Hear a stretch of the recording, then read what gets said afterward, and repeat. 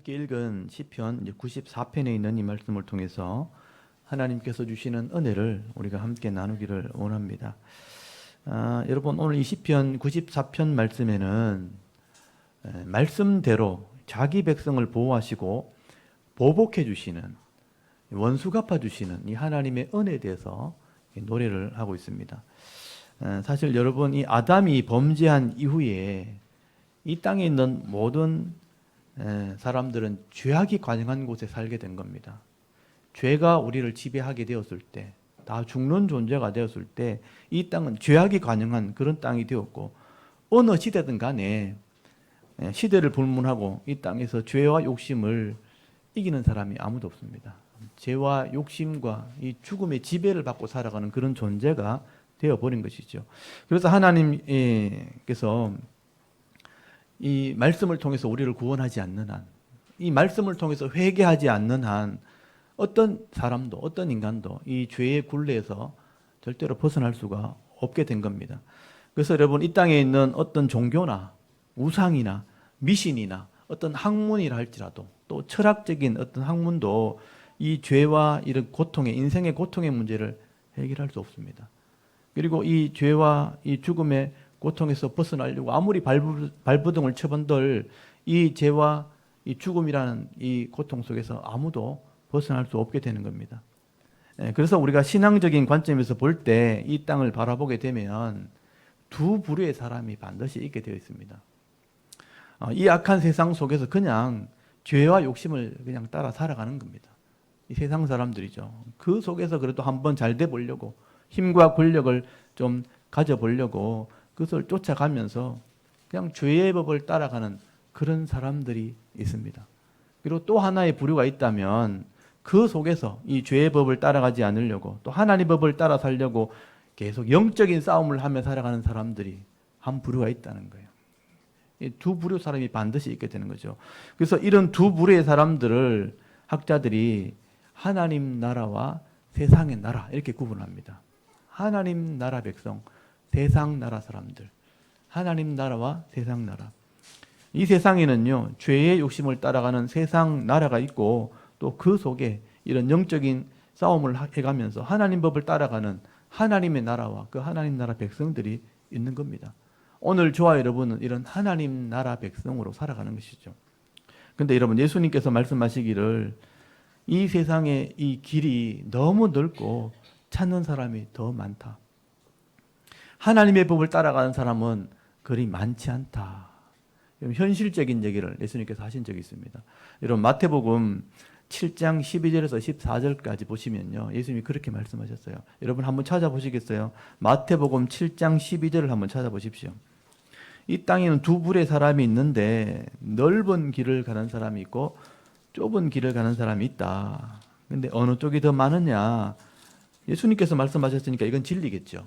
여러분, 7장 12절에서 14절까지 한번 읽어볼까요? 12절에서 14절까지 한번 읽어보겠습니다. 시작. 그러므로 무엇이든지 남에게 대접을 받고자 하는 대로 너희도 남을 대접하라. 이것이 율법이요 선지자니라. 좁은 문으로 들어가라. 멸망으로 인도하는 문은 크고 그 길이 넓어 그리로 들어가는 자가 많고 생명으로 인도하는 문은 좁고 길이 협착하여 찾는 자가 적음이라. 아멘. 예수님께서 이렇게 말씀하셨어요. 이거는 어느 시대의 문제가 아니고 현실적인 문제를 얘기한 것입니다. 예수님께서 보셨을 때 죄악이 더 관영하다. 여러분, 어느 시대든 간에 하나님을 믿고 하나님 법을 따라 사는 사람들은 많지 않습니다. 그래서 이 땅을 보면 늘 고통밖에 없는 거예요. 하나님의 법이 없고 자기 욕심에 이끌려서 죄 속에서 악을 행하면서 살아가는 사람이 더 많으니까, 그래서 항상 이 땅이 고통이 가득한 겁니다.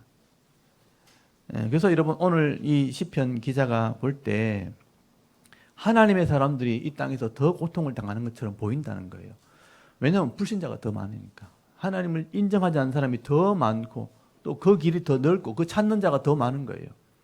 그러니까 항상 성도들은 그런 사람들 틈에 있으면서 괴롭힘을 당하는 것처럼 보이고 더 힘들게 살아가는 것처럼 보인다는 거죠. 그렇게 보이지만 사실은 하나님이 그것을 알고 있다는 얘기를 하고 있는 겁니다. 이게 참 중요한 거예요.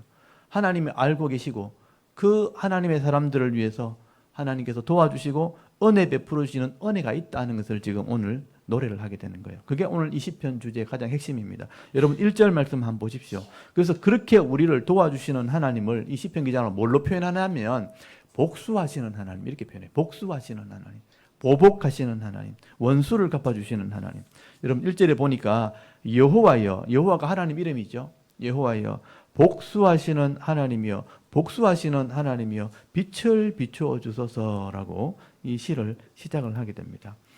우리를 위해서 복수하시는 하나님. 이 복수라는 것은요, 어떤 감정적인 복수가 아니에요. 공의로 재판하시는, 심판하시는 하나님을 얘기하는 거예요. 그래서 복수하시는 하나님을 원어로 제가 보여드릴게요.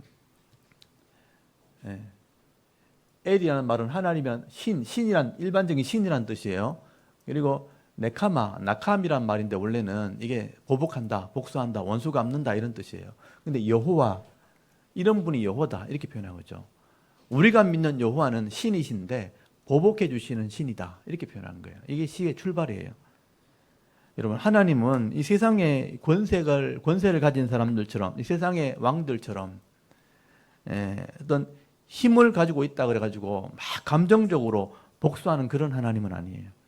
그러니까 하나님이 어떻게 복수하냐면 법으로, 말씀의 법을 가지고 언약하심을 통해서, 이 언약을 통해서 법대로 심판하시는 하나님, 보복하시는 하나님, 그렇게 말씀하시는 거예요.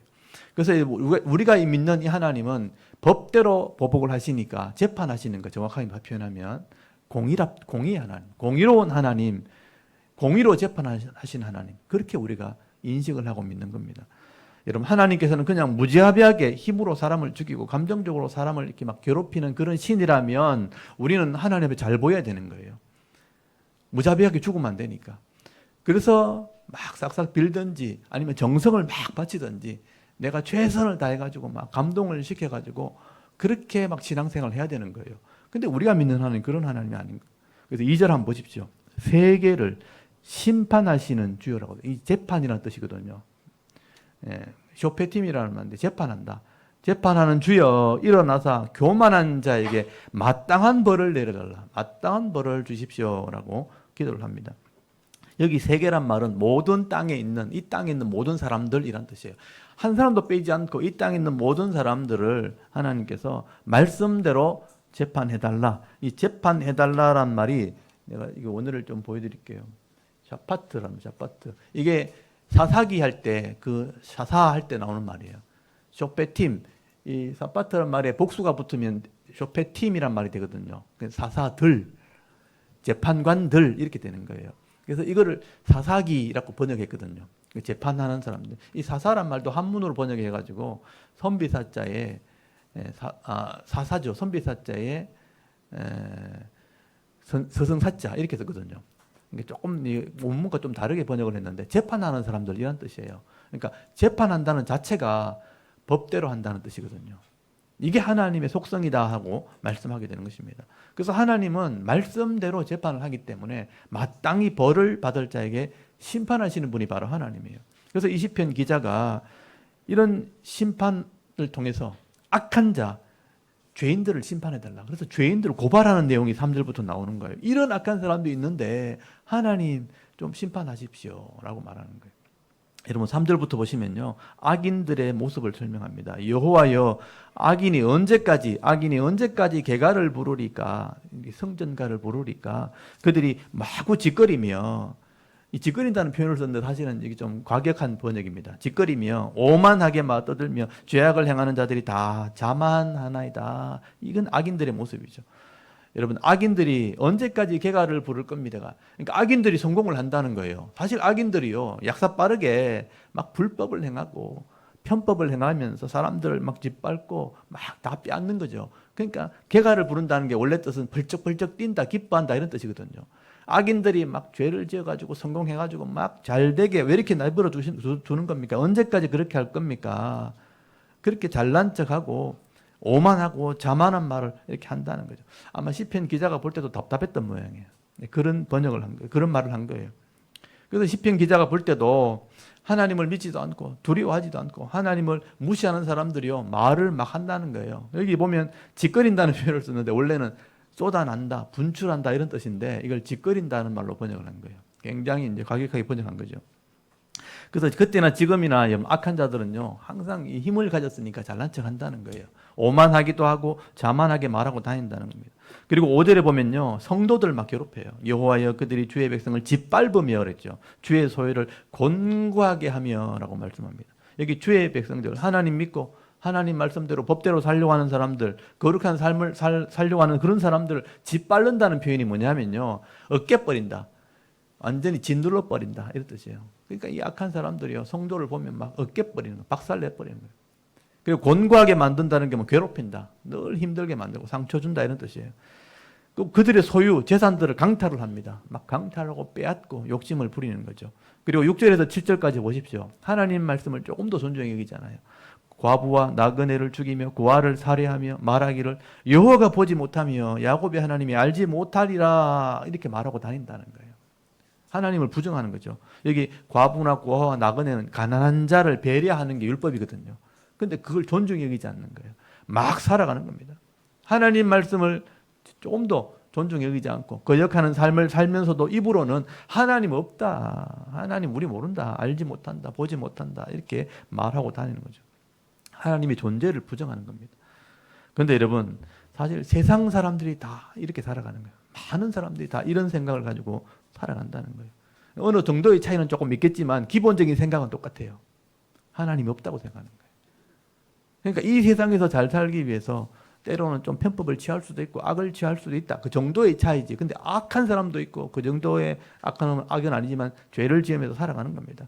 그래서 그 속에 이제 서로 가지려고 하니까 욕심을 부리다 보니까 경쟁이 일어나고요. 다투게 되고 싸움이 벌어지고 그래서 어떤 사람은 왕이 되고 어떤 사람은 정치인이 되고 기업인이 되고 돈을 벌고 이렇게 하는 거예요. 그 속에서 살아가는 겁니다. 그러니까 이 세상 속에서는요, 이런 기준으로 살아가다 보면 진짜 진정한 평안이라는 게 있을 수가 없는 거예요. 힘을 가진 사람이 결국 차지하는 겁니다. 좋은 집안을 거느린 사람이요, 결국은 땅 사고 집 사고 하는 거예요. 권력을 가지니까 누릴 거 누리며 살아가는 겁니다. 그리고 남들을 무시하고 살아가는 거예요. 그렇게 해서 살아가니까 서로 짓밟히는 사람들은 고통을 당하는 거예요. 그래서 이 땅을 보면요, 어떤 사람은 굉장히 잘 사는 것처럼 보이는데 어떤 사람들은 고통 속에 살아가죠. 절규하면서 억울함을 호소하면서 슬픔과 이 죽음의 이런 현상들 속에서 살아가는 거예요. 그러니까 끝까지 잘 안 되니까 실망하는 사람도 있는 겁니다. 여러분 지금 우리 뉴스에 보면 이런 특이한 뉴스들이 굉장히 많죠. 사고와 재난과 죽음과 고통의 이 뉴스들이 굉장히 많죠. 억울한 일 당한 뉴스 굉장히 이게 다 세상에서 이런 경쟁에서 진 사람들, 어려움 당한 사람들의 그런 모습들이 이런 뉴스를 통해서 나오게 되는 것입니다. 그래서 여러분 이 시편 기자가 이 사람들에게 경고하는 겁니다. 그래서 이 8절부터 11절까지 보시면요, 이게 우리가 귀담아 들어야 될 교훈이, 여기서 교훈이 나오는 거예요. 백성 중에 어리석은 자들아, 너희는 좀 생각해봐라. 무지한 사람들아, 너희가 언제나 지어올까? 귀를 지으신 이가 듣지 아니하시라. 눈을 만드신 이가 보지 아니하시라. 뭇 백성을 징벌하시는 이, 곧 지식으로 사람을 교훈하시는 이가 징벌하지 아니하시랴. 여호와께서는 사람의 생각이 허무함을 아시느니라. 이게 교훈의 말씀입니다. 아이고 이 어리석은 사람들아, 아이고 이 무식한 사람들아, 좀 생각 좀 해봐라. 하나님이 그걸 모르겠나? 라고 말하는 거죠. 여러분 이 시편 기자의 생각이 뭐냐 하면 하나님께서 이런 악한 자들 절대 모르지 않는다는 겁니다. 귀를 만드신 이가 왜 못 듣고 눈을 만드신 이가 왜 못 보겠냐? 다 듣고 있고 다 보고 계신다. 뭇백성들, 이 뭇백성은 세상 사람들 징벌하시는 하나님이 지식으로 사람들을 단련하시고 훈련하신다. 여기 징벌한다는 말이 뭐냐면 단련한다는 거예요. 단련하고 훈련하신다. 이런 하나님이 왜 악한 사람들을 심판하지 않겠는가? 하나님께서는 사람의 어리석음을 다 아시기 때문에 아무 때나 심판하지 않는 거예요. 우리가 바랄 때 심판하는 게 아니고 하나님이 때가 있는 거예요. 악한 걸 아는데 그냥 심판하지 않습니다. 다 때가 있어요. 하나님의 때가 있으면 그때 하나님이 심판하시기 때문에 기다리시는 거예요. 근데 그 하나님의 때와 시기를 우리가 알지 못할 뿐이에요. 그러니까 하나님의 계산과 우리의 계산이 다르다는 거죠. 그래서 여러분 이사야서 55장 7절에서 9절까지 보시면 이런 내용이 좀 표현이 되어 있어요. 하나님의 생각과 우리 생각이 다르다는 거예요. 우리는 너무 조급하고 너무 시야이 좁은데 하나님은 전체를 보고 있고 하나님의 생각은 깊다는 거예요. 여러분 시편 이사야서 한번 찾아봅시다. 이런 내용들은 좀 알고 계셔야 되니까 하나님의 속성 중에 하나거든요. 여러분 이사야서 55장을 한번 펴보십시오. 이사야서 55장.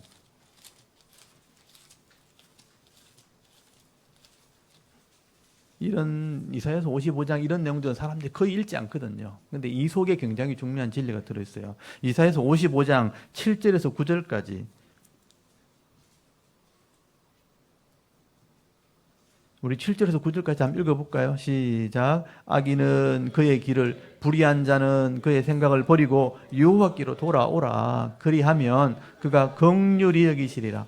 우리 하나님께로 돌아오라. 그가 너그럽게 용서하시리라. 이는 내 생각이 너희의 생각과 다르며 내 길은 너희의 길과 다름이니라. 여호와의 말씀이니라. 이는 하늘이 땅보다 높음 같이 내 길은 너희의 길보다 높으며 내 생각은 너희의 생각보다 높음이니라. 아멘. 이 보면 나오죠. 이사야가 악인들에게 얘기하면서 돌아와야 된다. 근데 안 돌아오는 거죠. 근데 사람들이 이렇게 악인들을 심판하시고 의인들을 구원하시는 건 아는데 우리 뜻대로 안 되죠. 근데 하나님께서 하시는 말씀은 내 생각과 너희 생각이 다르다. 내 길과 너희 길이 다르다는 거죠. 내 생각이 훨씬 높고 너희 마음보다 내 생각보다 훨씬 높다. 그렇게 말씀하시는 것입니다. 그래서 여러분 하나님께서 이 세상의 악인들을 몰라서 그냥 대비로 두는 게 아니라는 거예요. 하나님께서 계획하신 때가 있어요. 그 악인조차도 하나님이 쓰실 때가 있다는 거예요. 악한 도구로 씁니다. 저도 이걸 가지고 고민을 많이 했거든요. 분명히 저 사람 나쁜 사람이고 저 나쁜 놈인데, 죄송합니다. 이런 표현을 써서 하여튼 그런 건데 분명히 없어져야 맞는데 계속 살아가는 거예요. 역사를 봐도 그렇고 지금도 그렇고. 근데 하나님이 때가 되면요 순식간에 심판하시는 거죠. 악인을 심판하는 도구로 쓰기도 하고요. 악인을 의인을 단련하는 도구로 쓰기도 해요. 그 사람 때문에 의로운 사람이 더 믿음이 세지는 것을 이렇게 훈련하는 거거든요. 근데 그게 복잡하게 연결되어 있거든요. 근데 그걸 우리가 다 계산을 못하는 거예요. 하나님이 그걸 계산하고 계시는 거죠. 그래서 사람들이 볼 때는요, 하나님의 심판이 자꾸 더딘 것처럼 보이기도 하고, 하나님께서 모르는 것처럼 이렇게 보일 때가 있다는 거예요. 근데 아니라는 거예요. 그래서 이 시편 기자가 하나님께서 이 악인들을 심판하시고 자기 백성 특별히 믿음 있는 자에게 복을 주시는다는 것을 잊지 말라라고 지금 교훈의 말씀을 기록한 거예요. 여러분 12절부터 15절까지 한번 보십시오. 오늘 시편 94편 12절에 보니까 여호와여 주로부터 징벌을 받으며 주의 법으로, 법이란 말이 중요합니다. 법으로 교훈하심을 받는 자가 복이 있나니 이런 사람에게는 환난의 날을 피하게 하사 악인을 위하여 구덩이를 팔 때까지 평안을 주시리다. 이게 오늘 핵심의 말씀이에요. 요거를 박스 딱 쳐놓으세요. 하나님은 징벌을 죽기로 징벌을 하시는데 징벌을 받는다는 게 아까 말했죠. 교훈, 훈련을 말해요. 훈련을 받으면서 주의 법, 이게 토라거든. 토라. 주의 법이 토라입니다. 토라. 율법. 제가 한 번 더 보여드릴게요. 이게 토라. 이 주의 법이란 요 단어가 토라가 율법, 모세오경을 말하는 거예요. 이 법으로 교훈해서 단련시키는 사람은 복이 있다는 거예요. 이게 성도에게 주시는 거예요. 이런 악한 사람을 통해서 이런 단련을 한다는 거예요. 그래서 환난 날이 되었을 때 악인의 구덩이를 팔 동안 이 성도는 토라를 따라가는 사람들은 평안이 있게 될 것이다 라고 위로의 말씀을 주시는 거죠.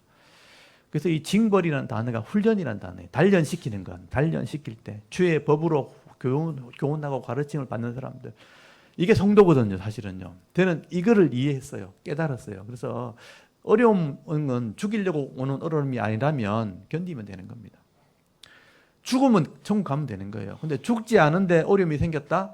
단련하시는 거예요. 그걸 잘 보고 견디시면 돼요. 여러분 올림픽에 나가는 선수가요, 단련 없이 선수로 나간 사람 아무도 없습니다. 여러분. 이 한계를 넘어서기 위해서 죽을 고통으로 뛰는 거예요. 근육을 단련시키는 거예요. 막 근육을 단련시키는 거예요. 막 죽겠다, 숨 넘어갈 때까지 뛰는 거예요. 그래야 그 한계를 넘어서거든요. 그래서 이런 단련이 없으면 금메달이 없는 거예요. 성도도 마찬가지예요. 이 악한 세상에서 믿음으로 견디려면 단련이 있어야 되는 거예요. 그래서 이런 그냥은 단련이 안 되니까 평안한데 무슨 단련이 돼요? 악한 사람을 통해서 단련하는 거예요. 막 속에서 막 천불이 올라오고 막 올라올 때 믿음으로 단련하는 거예요. 아, 내가 악한 길을 가면 안 되지. 똑같이 욕하면 안 되지. 그 단련받는 거예요. 이런 주의 말씀으로 주의 법으로 훈련받고 단련받는 사람은 복이 있다라고 말씀하는 거죠. 여기에 하나님의 숨은 뜻이 있는 거예요. 성도들이요, 악인들에게 고통당하는 것은 양면성이 있는 겁니다. 우리 성도들도 연약하기 때문에 쉽게 넘어지는 거예요. 자꾸 똑같이 죄를 짓고 그런 마음이 있는 거예요. 그래서 이런 악인들을 통해서 저렇게 하면 안 되는데 하는 단련을 받는 거예요. 저도 엄청나게 단련받은 거예요. 안 그랬으면 저도 벌써 타락했죠. 얼마나 제가 머리가 좋은데요. 많은 꾀를 내가지고 타락했죠. 근데 하나님 그 꾀를 다 아시기 때문에 이렇게 막으시고 저렇게 막으시고 이렇게 막으셔가지고 그나마 이렇게 하면 안 된다는 그 마음이 있는 거예요. 그래서 단련 받아가지고 이렇게 하나님 일꾼으로 쓰임 받는 겁니다. 그래 은혜가 있고 평안이 있는 거죠. 그래서 하나님이 이런 악인들을 통해서 우리 연약한 자를 단련하시는, 훈련한다는 그런 양면성이 있는 거죠. 그래서 주께부터 징계를 받으며 주의 법으로 교훈하심을 받은 자가 복이 있다. 오늘 이 말씀을 꼭 기억하십시오.